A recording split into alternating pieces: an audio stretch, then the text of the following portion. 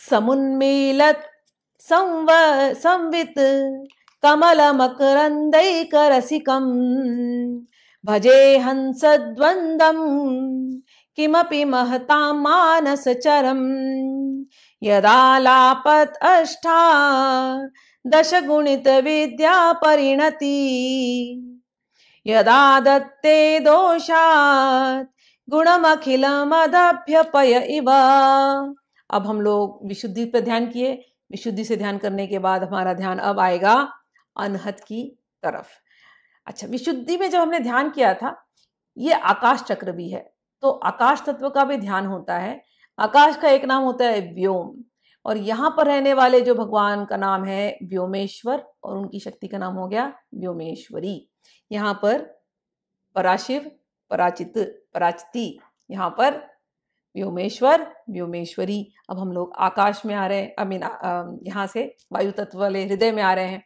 हृदय में हमको अष्टदल कमल है, उसके अंदर शिव शक्ति का ध्यान करना है, और शिव शक्ति जो है इनका नाम है हंसेश्वर, हंसेश्वरी।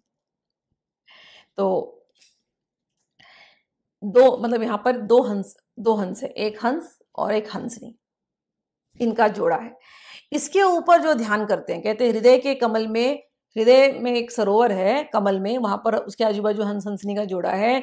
ये भक्तों के मान सरोवर में नृत्य करते हैं। तो हृदय और मन बेसिकली एक हो गया है, इतना पवित्र है। मान सरोवर यानी मन का सरोवर।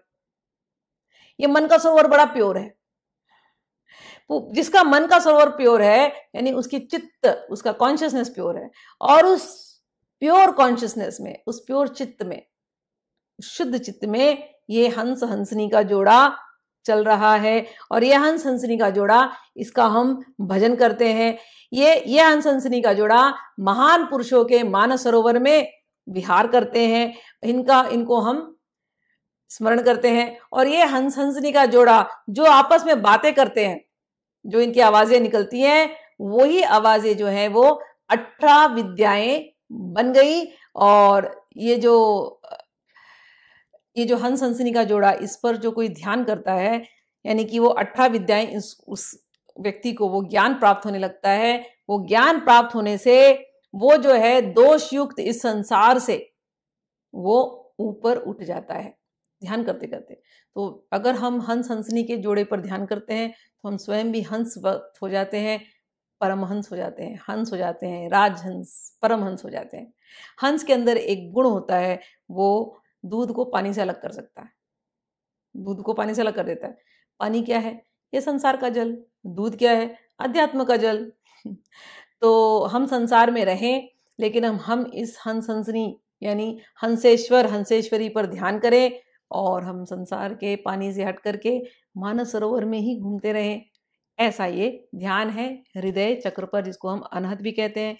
यहीं पर 54 किरणें हैं जो हमने 14वें श्लोक में पढ़ा था।